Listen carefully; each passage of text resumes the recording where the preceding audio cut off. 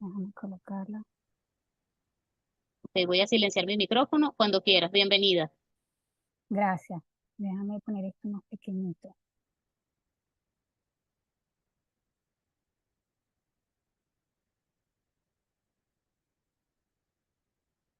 Ok.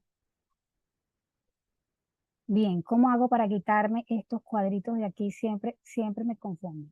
Siempre se me olvida. No quiero verlos aquí en la hilera. No lo vemos, nosotros no vemos nada, vemos tu pantalla completa sin artefactos, sin nada, lo vemos perfecto. Sí, pero yo sí lo veo. Ah, Y quisiera no verlo. lo que puedes Déjame. hacer es compartirlo, compartir tu pantalla en vez de la presentación y lo abres desde compartir pantalla. Voy Sí, a cerrar. lo Ah, ok. hice. Sí. Ok, bueno, listo. Voy a tratar de no verlo. Bueno, buenas noches a todos, bienvenidos. Espero que esta presentación que a continuación les voy a presentar o les voy a facilitar, pues sea de gran provecho para todos los que están hoy conectados, incluso los que luego la verán en diferido. Como ya les comentó Exaida, bueno, mi nombre es María Daniela Cordero, soy médico radiólogo orgullosamente venezolana, egresada como especialista de la Universidad del Zulia en el 2013 y actualmente ejerzo como medical sonographer aquí en los Estados Unidos.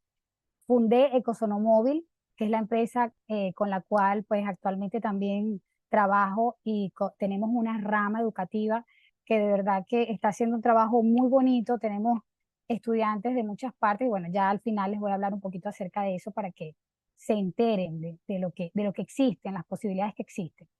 Pues a lo largo de mi carrera, sobre todo en los últimos 12, sí, 11, 12 años, me he estado dedicando o he estado en estrecha relación con cirujanos plásticos para la evaluación pre y postoperatorio de pacientes portadores de biopolímeros. Más estrechamente, sobre todo con el doctor César Olivero, quien es mi esposo y quien es uno de los pioneros en la cirugía abierta de extracción de biopolímeros. Incluso en conjunto, él ha operado más de 3.000 casos en la actualidad y en conjunto hemos valorado más de 4.000 pacientes con este mal, con este flagelo. Actualmente también he participado como, bueno, incluso desde los inicios de mi carrera de especialista, también pude realizar mi tesis para optar a la especialización, que era acerca de los biopolímeros, ¿no? Y parte del conocimiento que actualmente tengo y que les voy a compartir viene de ese proyecto, de ese trabajo de investigación que hice en el cual estudié 600 resonancias magnéticas de pacientes, de 600 pacientes, en los cuales hicimos la correlación entre las imágenes radiológicas y la cirugía abierta. Entonces, esta correlación anatómica y radiológica, pues me abrió mucho el conocimiento y el entendimiento para poder valorar este tipo de pacientes.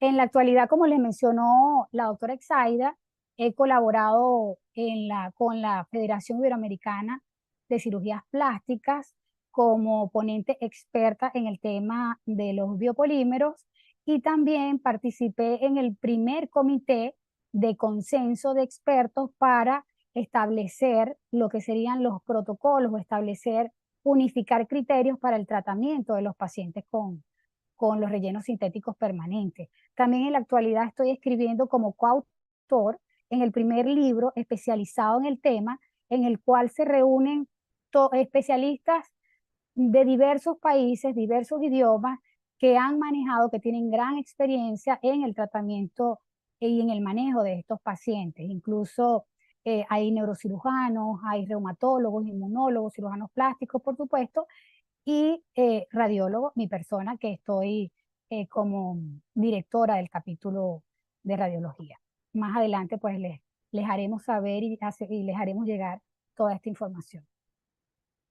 Les voy a hablar acerca de los diferentes métodos diagnósticos que se emplean para el estudio de los pacientes eh, con materiales de relleno, también conocidos, porque no todos, realmente el término biopolímero es un término que está mal empleado. Son polímeros, pero es un término que está mundialmente utilizado, reconocido y que a la gente le hace clic, lo relaciona inmediatamente con los rellenos en glúteos, con los rellenos en mamas, en pantorrillas y en cualquier otra parte del cuerpo. La resonancia magnética es la técnica gold estándar para poder estudiar y evaluar pues, todos estos pacientes, en qué estado están. Realmente es una técnica que no es invasiva, es bastante segura, que emplea campos magnéticos y ondas de radio, las cuales van a generar imágenes de alta resolución. Permite un detalle anatómico bastante bueno, bastante alto, que permite que diferenciemos muy bien lo que son los tejidos blandos de otros tipos de tejidos e incluso de sustancias. Es por eso que tiene alta sensibilidad para el diagnóstico de este tipo de, de productos. Ustedes dirán, pero ya el diagnóstico se hace con el antecedente de que la paciente se inyectó, pero hay pacientes que no saben qué fue lo que le inyectaron porque estaban bien durante un procedimiento quirúrgico con incluso cirujanos estéticos, con médicos incluso, y sospechan que les pudieron haber mezclado porque en un tiempo se mezclaba grasa con estas sustancias, silicona líquida sobre todo, y no están muy seguras. Entonces podemos realizar el diagnóstico realmente con la resonancia magnética. La mayoría de los rellenos van a tener una composición alta en protones de hidrógeno como el agua. Es por eso que en resonancia magnética potenciadas en T2 van a brillar, van a tener un comportamiento hiperintenso. La resonancia magnética potenciada o ponderada en T2, para su generación se emplean parámetros de tiempo largo. Y vamos, como ya les he mencionado, al ser ricos en agua, van a tener un comportamiento hiperintenso o van a brillar en esta secuencia. Pero también tiene un comportamiento hiperintenso lo que es la grasa y el agua en general, o sea, inflamación, otros líquidos, en general, van a tener y pudieran en algún momento enmascarar u ocultar estas vesículas o este material disperso en el tejido. Es por eso que se recomienda que se haga esta técnica T2 con otros cambios en los parámetros para suprimir la grasa y el agua simultáneamente sería lo ideal. Va a permitir una visualización ideal del material de relleno. El uso de contraste gadolíneo, que sabemos que es un contraste bastante inocuo y seguro, es opcional si se quiere demostrar o documentar la hiperemia por reacción inflamatoria de los tejidos adyacentes. Incluso ver si están asociados a otras complicaciones como abscesos, cualquier otra lesión que pudiera estar concomitante, incluso no relacionada con los biopolímeros, pero por ejemplo en el caso de las mamas, alguna neoplasia que esté también coexistiendo con los implantes. Lo ideal es que estas pacientes o estos pacientes estén, porque también hay hombres que se lo han inyectado, estén en posición boca abajo, supina. ¿Por qué? Porque así no modifican la estructura de los glúteos.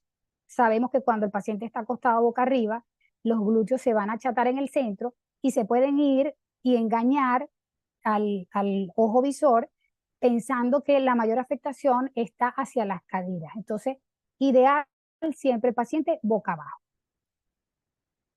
En relación a la caracterización de estas imágenes, vamos a seguir hablando entonces de las secuencias T2-FATSAT, que son o STIR, que son las que más comúnmente se emplean para la evaluación de estos pacientes. Vamos a ver varios tipos de imágenes o de hallazgos. Uno, van a ser estas vesículas pequeñas que van a tener un comportamiento hiperintenso o con alta señal de intensidad y que van a estar rodeadas como de un área de hiperintensidad difusa. Si nos vamos a las imágenes de la cirugía abierta, vemos que estas pequeñas vesículas se corresponden a las pequeñas áreas o nódulos encapsulados que en sí van a contener el material líquido, pero el organismo, todo lo que es el tejido alrededor, va a buscar encapsularlo para aislarlo y rechazarlo. Pero también vamos a ver, como se puede observar en estas fotos, como una brillantez del tejido graso. Esta brillantez, que parece como aceite, pero no es aceite, son las partículas del biopolímero o del material inyectado, o también conocidos como microgotas, que van a estar impregnando o difundiéndose a través del tejido graso. Es material que no se logró encapsular y que está en su forma libre impregnando los tejidos. Entonces, es lo que nos va a dar esta imagen de hiperintensidad difusa generalmente rodeando estas vesículas encapsuladas del material. También este mismo fenómeno va a causar lo que se conoce como el artefacto de tormenta de nieve o nevada en el ultrasonido, y lo vamos a ver más adelante. Ok, ya hablando un poco más de la resonancia de glúteo específicamente, porque es una imagen que va a ser patognomónica de la infiltración muscular en caso de biopolímeros inyectados directamente en los glúteos. Sabemos que la técnica que más comúnmente se empleaba era la intramuscular profunda. En el centro de cada glúteo se colocaban cantidades hasta 250, 300, 400 o más de silicona líquido, que es o de PMMA, que han sido los materiales que más comúnmente se emplearon en su momento y se siguen empleando en algunos países. Al ser inyectados profundamente, van a infiltrar el músculo glúteo, van a estar infiltrando toda la longitud de la fibra muscular, y es por eso que vemos los trayectos de estas fibras hiper intensos en estas secuencias, porque van a tener alto contenido del material. ¿Ok? Una vez que este paciente comienza a caminar, comienza ese efecto de bombeo desde los glúteos hasta el tejido celular subcutáneo. Es decir, que la primera migración que realmente sucede es hacia la grasa superficial de los glúteos. Por eso es que vamos a tener un aspecto miliar, múltiples vesículas, que lo vamos a ver más adelante, múltiples vesículas ocupando la totalidad, porque no es tan focalizado, sino es más disperso del tejido celular subcutáneo de ambos glúteos. Y va a tener esa distribución porque van a seguir canales linfáticos que precisamente tienen esa característica. Ok, en esta imagen de cirugía abierta vemos entonces cómo hay una fibra muscular que va a estar prácticamente sustituida por el material de relleno. En la imagen se va a ver hiperintenso. También hay una característica que se ve en los glúteos y se ve en otras zonas, que es la hiperintensidad de la fascia. Si seguimos la fascia muscular, vemos que tiene un comportamiento más bien hipointenso en esta secuencia porque es un material fibroso. Pero cuando se acerca al área de afectación, vemos cómo se engruesa, se vuelve grueso e hiperintenso. Esto quiere decir que está infiltrado. Y esta es una razón que está ligada directamente con la clínica del paciente. Este hallazgo hace que la paciente presente dolor, pero un dolor de tipo de la fascia, un dolor. Acuérdense que todas las fascias tienen terminaciones, son ricas en terminaciones nerviosas y también en linfático, y esto va a hacer que la paciente cada vez que se mueva, tenga un dolor por fascitis. Es por eso que la cirugía abierta, cuando se realiza y se extrae toda esa fascia enferma, la paciente mejora mucho la clínica. Y esto se ve solamente con la cirugía abierta. Las cirugías por liposucción, donde se supone que quieren extraer el material que está en el tejido graso, va a dejar el material intacto en el glúteo y va a dejar la fascia enferma también. La cirugía abierta generalmente toma lo que es, puede ser un 50, sabemos que el grosor del glúteo puede ser 4 centímetros. La cirugía abierta extrae 2 centímetros aproximadamente de estas fibras que están más superficiales afectadas. Obviamente, si está todo el espesor del glúteo enfermo, no lo puedes retirar por completo. Pero ya al descomprimir un poco el glúteo y evitar también así la ciatalgia, que se presenta comúnmente en estos pacientes, también elimina esta fascia y elimina mucho la clínica de dolor. En este caso, pues vemos en este paciente con antecedente de inyección glútea, vemos cómo los biopolímeros, en este caso, migraron hacia las fosas isquiorrectales, pero también se metieron al interior de la grasa intrapélvica, colocándose incluso pericolónico. Muchos linfáticos. Acuérdense que la vía de diseminación o de migración es a través de los vasos linfáticos. Esto es responsable de la clínica de tenesmo, de los cambios en los hábitos evacuatorios del paciente y pues realmente es de resolución bastante difícil, ¿no? Estas pacientes generalmente no resuelven muy fácil el tema de la migración por la zona. Ok, aquí les traigo estas resonancias magnéticas en cortes axiales. La primera un STIR normal, como ya lo conocemos, un T2 STIR, pero la segunda es un T2 STIR con supresión de agua. Fíjense cómo mejora la visualización al suprimir el agua, cómo mejora la visualización de los biopolímeros. Aquí lo que brilla es biopolímero. Estamos eliminando el líquido inflamatorio, que en este caso lo vemos como el glúteo, las fibras del glúteo mayor derecho están aumentadas, están hiperintensas por miositis probablemente, porque no parece estar muy infiltrado, pero sí se asocia a cambios inflamatorios. Y vemos entonces que esto nos da un estimado real de la cantidad de biopolímero que se inyectó o se le inyectó a este paciente, mientras que la otra pudiera sobreestimar la cantidad porque vemos que todo brilla. Es allí la importancia, allí radica la importancia de poderlo hacer simultáneamente con supresión de líquido. Pero bueno, si en algunos casos no cuentan con estos parámetros, no pueden hacer estas adaptaciones, con T2 STIR está bien. Este es un casito que les traje porque, hablando de hiperintensidad del glúteo, era una paciente que sufría de ciatalgia constante, nadie daba con la causa real de su dolor, hasta que acude a nosotros y valorando las resonancias vimos cómo el músculo glúteo mayor derecho estaba no solo aumentado de tamaño, sino que también estaba con mayor ecogenicidad con respecto al contralateral, que estaba más pequeño y de intensidad normal, esperada. De ese lado, entonces, estábamos viendo cómo ese efecto de masa que ejercía el músculo sobre el ciático podía estar ocasionando o podía estar relacionado directamente con la ciatalgia. Entonces, esta paciente, a pesar de que ese glúteo no se ve como que estuviese realmente infiltrado, sí está asociado a un proceso inflamatorio relacionado con su patología eh, inducida por estos materiales de relleno sintético. Entonces ya sería una paciente que tiene que tener un tratamiento específico y enfocado para la miositis del glúteo derecho. Ok, en relación a la migración lumbar, tenemos que tener claro que es la primera zona hacia la cual migra el biopolímero y esto se debe a varias razones. La principal de ellas es la cercanía con los glúteos.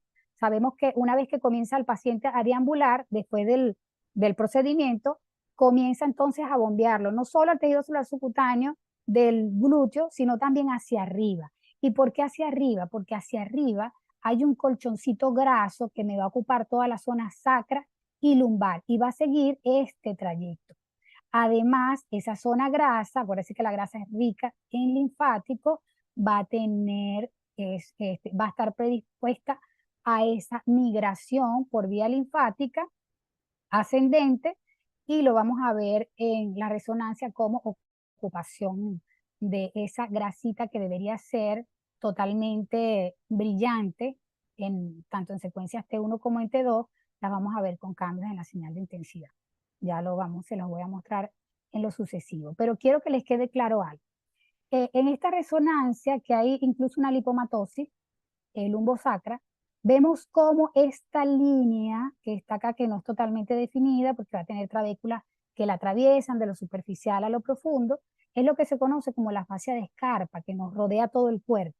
Esta fascia de escarpa va a estar separando la grasa superficial de la profunda. La migración lumbar se ve que en el 90% de los pacientes aproximadamente va a tener una migración a nivel lumbar que es de la grasa profunda, permaneciendo la grasa superficial en la mayoría de los casos limpia. Les voy a mostrar un casito a continuación. Mientras que a nivel sacro, la afectación es tanto. Paró la grabación. Ok. Exa, paró la grabación, parece.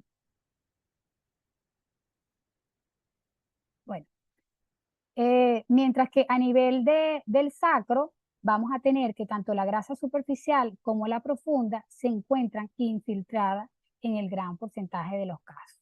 Esto tiene que ver con lo que sería el sistema linfático y su distribución a ese nivel. Muy bien, en este casito, como les estaba explicando, la grasa superficial tiende a respetarse en la mayoría de las pacientes que tienen biopolímeros con migración lumbar, y mientras que la profunda o postfacial va a estar infiltrada, incluso aquí se puede hablar de T12. Sí, a nivel de T12 ya vemos que hay aumento en la señal de intensidad. Esta paciente está bastante enferma o bastante infiltrada su grasa de la región lumbosacra, pero también esta paciente presenta migración púbica. Entonces, ¿cómo vamos a ver esta migración? Bueno, vemos que comienza a haber aumento de volumen a ese nivel, y en las imágenes, esta es una imagen coronal de una resonancia magnética en T12 STIR, vemos cómo hay un aumento en la señal de intensidad que se asocia a ese aumento de volumen que también se ve en el sagital. Entonces, esta paciente tiene doble migración, tanto lumbar o lo que sería posterior como anterior hacia la zona prepúbica. Ok, en miembros inferiores vemos de igual manera un aumento en la señal de intensidad en el tejido celular subcutáneo de estos pacientes, algunas vesículas pequeñas que van a estar entonces asociadas a áreas de hiperintensidad difusa, y también en este caso vemos como la fascia muscular está gruesa y brillante. Es decir, esta paciente tiene que tener dolor por aumento por enfermedad de la fascia. Igualmente a nivel lumbar, quiero volverles a traer acá. A nivel lumbar, nosotros vemos que esta fascia, al infiltrarse, también se enferma y también es dolorosa. Y muchas de las pacientes comienzan a sospechar migración porque empiezan a tener dolor lumbar. Y es un dolor que está asociado incluso o empeora, exacerba con el ciclo menstrual, porque sabemos que esa zona recibe influencia hormonal y se congestiona la fascia cuando estamos, por ejemplo, en el periodo de la menstruación. Bueno, estas mujeres refieren que ese dolor empeora, exacerba con los cambios menstruales o con el ciclo menstrual, y está asociado a eso, a una fascitis. Por eso que con la cirugía se extrae la fascia y la paciente mejora increíblemente. Ok, la misma paciente, un corte axial a nivel de rodilla. Vemos cómo la cara medial va a estar infiltrando. Mire, fíjese la fascia escarpa, cómo está engrosada, y vemos afectación más que todo de la grasa profunda. Es bastante típico de la infiltración a ese nivel. La grasa profunda es la que se enferma con mayor frecuencia. Ok, pacientes que se han inyectado las mamas directamente, que ya tienen la sustancia, no por migración ni por ruptura de implantes, sino por infiltración directa. La mamografía, tanto la mamografía como la resonancia magnética se van a realizar con los protocolos habituales para la resonancia magnética, habitual para implantes, y la mamografía habitual para pacientes con o sin relleno sintético. Vamos a tener que en este caso la paciente, lo que vamos a observar son múltiples imágenes nodulares radiopacas, radiodensas, perdón, en la que van a estar ocupando todo el espesor, en este caso, la cantidad fue grande, ocupan todo el espesor del tejido mamario. ¿Qué es lo que ocurre con la mamografía? Que va a hacer que disminuya la sensibilidad diagnóstica para el cribaje de cáncer en estas pacientes. Entonces, lo ideal es que estas pacientes pasen a ser evaluadas con la resonancia magnética, protocolo habitual para implantes, es decir, T1, T2, con cortes coronales, axiales, y que también tengan contrastes y siliconón, ¿no? La secuencia de siliconón. En este paciente vemos cómo hay vesículas de diversos tamaños, incluso llegan a haber unas vacuolas bastante grandes, pero llama la atención cómo están infiltradas las fibras musculares, tanto el pectoral mayor como el pectoral menor, así como el espesor total de la grasa mamaria. Estas son pacientes que van a tener realmente una recuperación o un proceso reconstructivo bastante difícil porque hay que remover todo ese tejido y estéticamente pues no hay mucha ayuda que se le pueda aportar. ¿Okay? Importante. ¿Por qué es importante entonces colocar en estos casos de mama contraste o asociarlos a contraste? Porque podemos así diferenciar o ver algún comportamiento en las curvas de contraste vasculares que pudieran sugerir asociación o coexistencia de alguna lesión. Porque acuérdense que la ecografía de nuestros pacientes no es sensible para el cribado de cáncer mamario, ni tampoco lo es la mamografía. Todas estas pacientes tienen que ir directo a la resonancia magnética, no solo para evaluar el estado de los biopolímeros o de la silicona que se le haya inyectado, sino también para poder descartar patologías malignas. Como esta paciente fue una que nosotros recibimos, que venía de Bélgica, ¿de acuerdo? Y venía directo a sacarse los biopolímeros de las mamas, pero en el interín, haciendo los estudios preparatorios, pues vimos esta lesión, que se comportaba totalmente distinto a los granulomas o los siliconomas en este caso. Entonces llamó, prendió las alarmas y pues la paciente se devolvió, se hizo su cirugía, le extirparon todo ese tejido glandular y vino por la otra mama para que se le terminara de hacer la cirugía de extracción y la reconstrucción. En cuanto a cara, en caso de que hay compromiso facial, vemos cómo de igual manera la resonancia magnética juega un papel importante, fundamental. Vamos a buscar los sitios donde la paciente presenta el antecedente de inyección, generalmente son los subnasogenianos, las zonas malares, la interciliar, y vamos a ver el estado, pero sobre todo vamos a ver si está asociado o no a migración y a otras complicaciones, como en este caso, cuando se aplicó contraste endovenoso, el gadolíneo, en esta secuencia en T2 coronal, vemos cómo hay un aumento en la captación del contraste a nivel de esta lesión que se ve medianamente hipointensa en T1, es decir, que es líquida y que está asociado a un absceso que concomitantemente acompaña al relleno y por eso la paciente presenta esta simetría. Entonces es importante porque nos permite la resonancia, además, verificar no solo la posición, la ubicación y un aproximado de la cantidad, sino que también nos permite ver si está asociado o no a otras complicaciones. El ultrasonido de partes blandas. Este es una técnica, obviamente, de fácil acceso, que todos pues pudiéramos ampliamente, universal.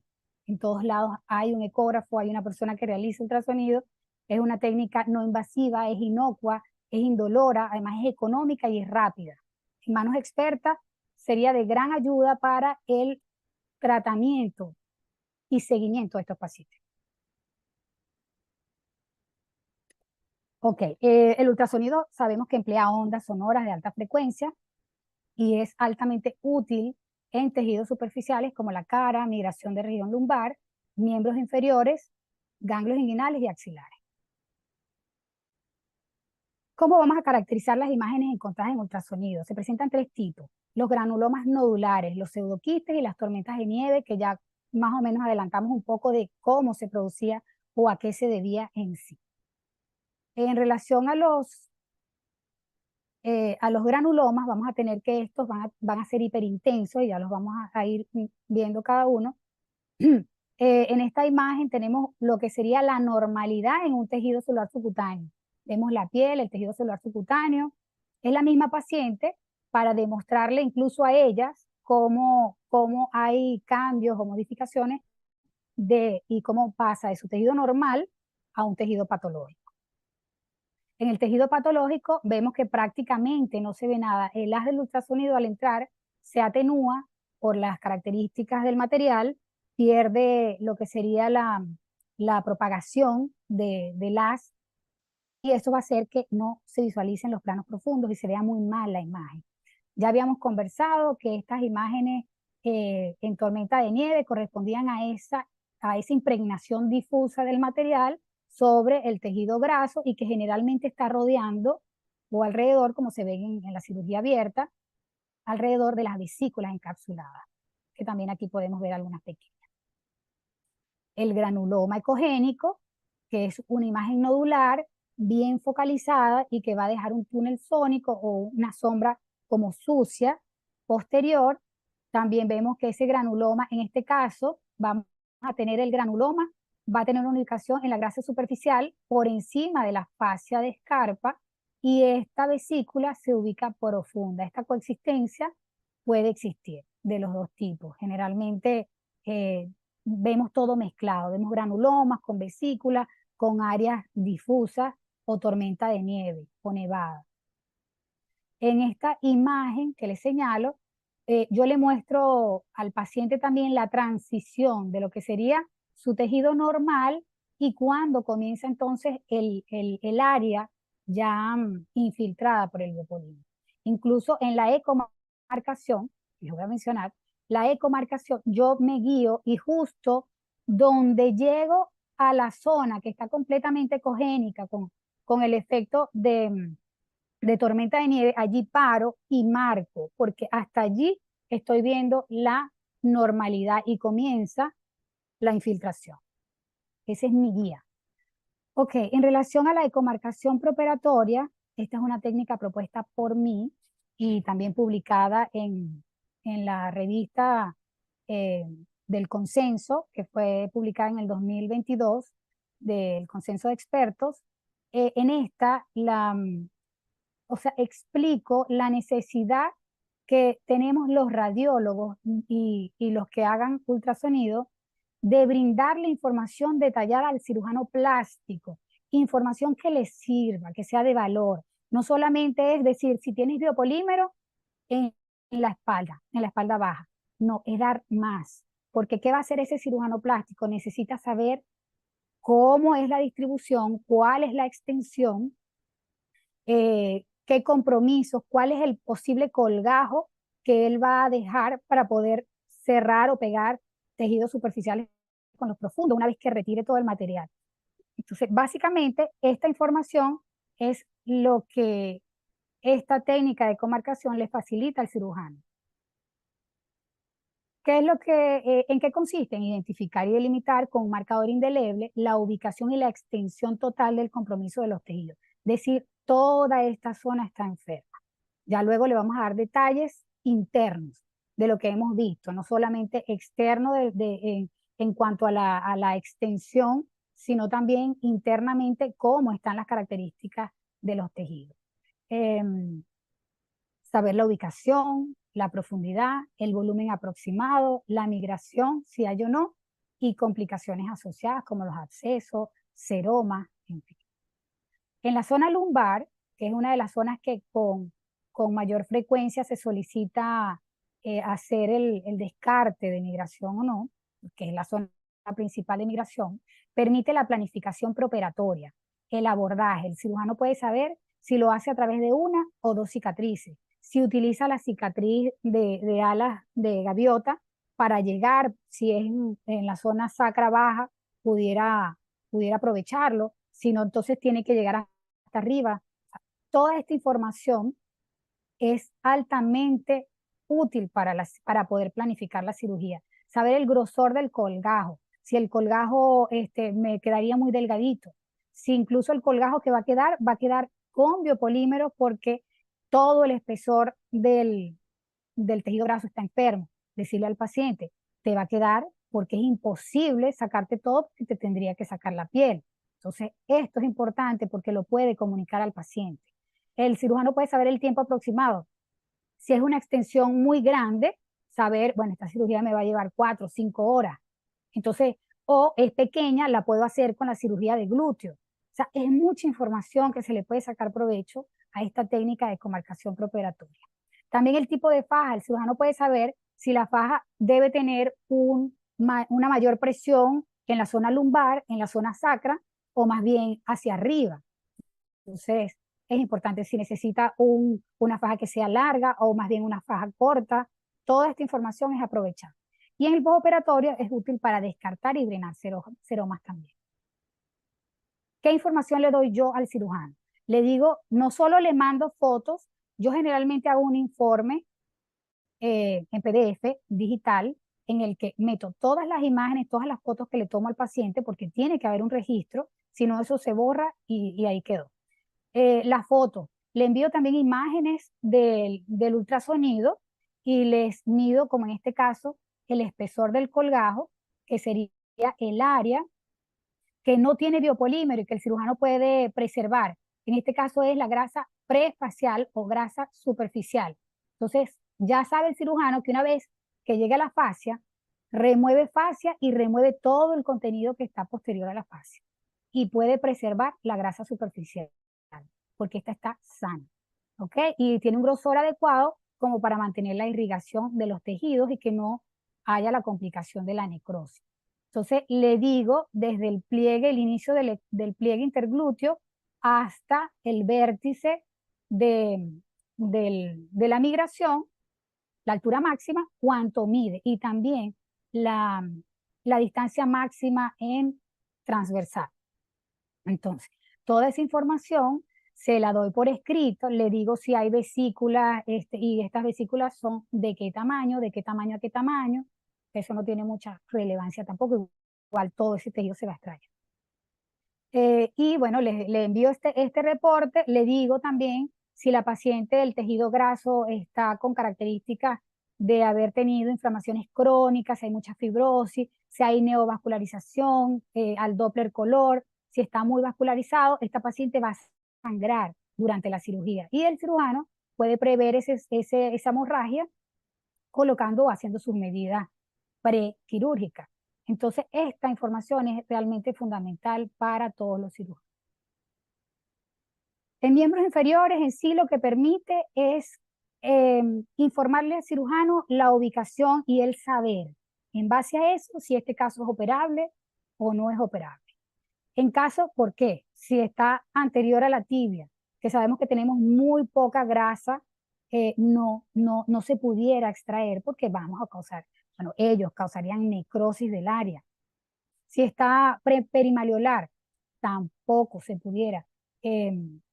A nivel de los tobillos, no es viable, es muy poco el tejido celular que quedaría. Entonces, hay mayor riesgo de necrosis en esas áreas y el cirujano tiene que identificarlo, tiene que saber realmente dónde está, porque la resonancia te lo muestra muy grande. Pero ya cuando tú comienzas a focalizar y a marcar las zonas que están afectadas, él pudiera darse cuenta. Si está en el dorso del pie, la resonancia te puede permitir ver si está entrando a los tendones, o sea, está rodeando los tendones, estructuras como estructuras vasculares o entre otras.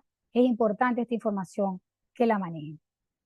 Igualmente es identificar el punto gatillo, preguntarle al paciente, ¿dónde te empieza la inflamación? Generalmente empieza en una zona y se disemina. Donde empieza esa zona, lo podemos marcar y decirle al cirujano, esta es la zona gatillo. Muchas veces operando esa zona gatillo, se evita que el paciente haga el proceso inflamatorio en el resto del miembro inferior en este caso. Si hay compromiso musculoaponeurótico, la relación con los tendones, otras estructuras, la zona poplitea, que están, uno lo ve como se mete entre los vasos del paquete vasculonervioso. Esta pacientica, a pesar de que no hay migración hacia pierna, sí hay migración hacia cadera, buscando cadera anterior, y esto le indica al cirujano, o el cirujano con esta imagen le puede decir, requieres 2 cirugías, porque con la cirugía de glúteos no voy a llegar hasta esta zona. Entonces, allí pues se le habla claro, porque muchas veces el paciente dice, pero si yo me operé porque usted no me operó allí. Entonces, no hubo esa oportunidad de explicarle que esa zona está muy lejana al área de acceso. Ok, en esta paciente también, esta es la paciente de las resonancias de miembros inferiores, donde había bastante hiperintensidad en la zona poplitea, alrededor de la rodilla, pues vemos cómo se afecta al ultrasonido, se visualiza muy bien la afectación de esta zona.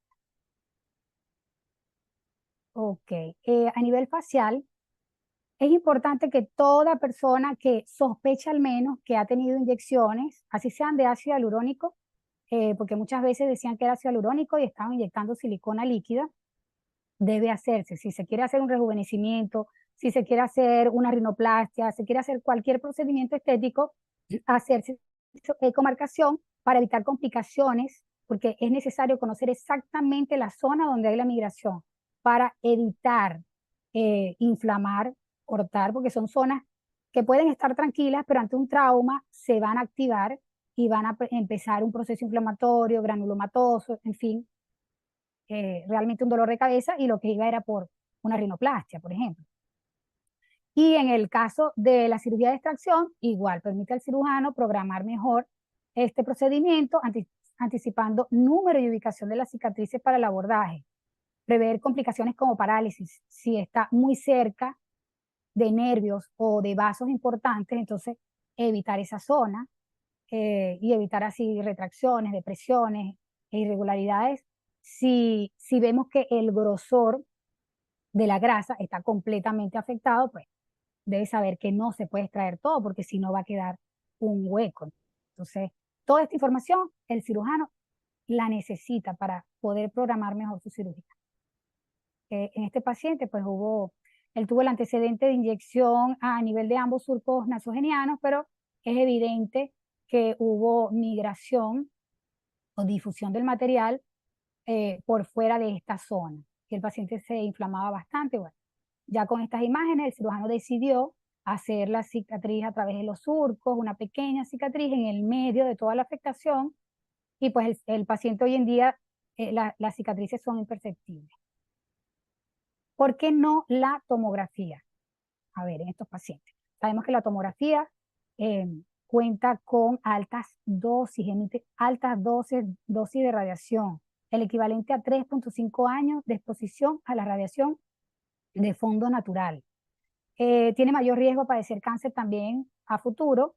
Muchos de estos pacientes están en edad fértil, pueden acudir a hacerse estos estudios y estar embarazadas, y los embriones, fetos y niños son más sensibles a los daños inducidos por las radiaciones.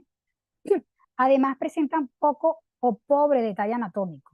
Tanto las vesículas como las fibras musculares infiltradas no son bien diferenciables, porque van a ser isodensas. Entonces, preferiblemente evitar este tipo de estudios en pacientes en donde se puede realizar su resonancia magnética y su ultrasonido para ecomarcación. Ok, ya para finalizar, muchas gracias por su atención, pero también quiero informarles a todos los médicos que hoy asisten que tenemos la posibilidad, solo por ser médicos graduados en universidades extranjeras, de certificarnos como sonografistas, como lo hice yo, en los Estados Unidos. No necesitan viajar, lo pueden hacer desde sus países, porque el examen incluso se toma online. ¿Qué es lo que harían con esta acreditación? Primeramente, un plan B. Pudieran en algún futuro que tengan sus papeles, venir a vivir a Estados Unidos y trabajar directamente. Segundo, también en su gremio aumenta lo que es su visibilidad, tienen mayor credibilidad entre sus pacientes y sus colegas, porque un organismo americano